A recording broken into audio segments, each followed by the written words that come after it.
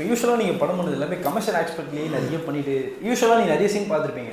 கமர்ஷியலாக நிறைய படம் மட்டும் அதே சீன் தான் இந்த படத்துல வருது, இதே சீன் அந்த படத்தில் வருதுன்னு சொல்லி பார்த்துருப்பீங்க. பட் இது வந்து கண்டென்ட் பேஸில் கொஞ்சம் ரூரலாக பண்ணுறீங்க. ஈவன் வித்தியாசமாக இருந்திருக்கும் இந்த கதைகளும்.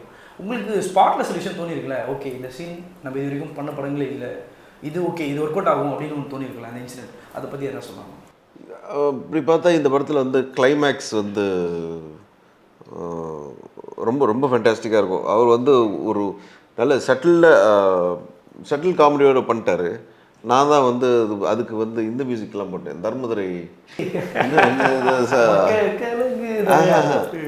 பழைய தர்மதுரை மாசி மாதம் அந்த சாங்கெல்லாம் போட்டு ஒரு சுச்சுவேஷன் இருக்குங்க, அதை போட்டு நம்ம இப்படிலாம் பண்ணலாம் வேணாம், இது இந்த செட்டிலாகவே இப்படியே எடுத்துகிட்டு போகலாம் அப்படின்னு சொல்லி பண்ணார். எல்லா சீன்ஸும் அப்படி தாங்க இருக்கும். அது ஒரு மீட்டராகவே இந்த படம் பார்த்திங்கன்னா வந்து ஒரு எப்பயுமே ஒரு ஒரு ஒரு குவார்டர் அடிச்சுட்டு இருப்பான், அந்த மாதிரி தான் இருப்பான் அவன். அதுக்கு மேலே தாண்ட மாட்டான், அது கீழே வருவான். அந்த குவார்டர் அது இறங்கின உடனே திருப்பி ஏற்றிடும். அந்த மாதிரி அதே மீட்டரில் வந்து பண்ணுறது வித்தியாசமாக இருந்துச்சு.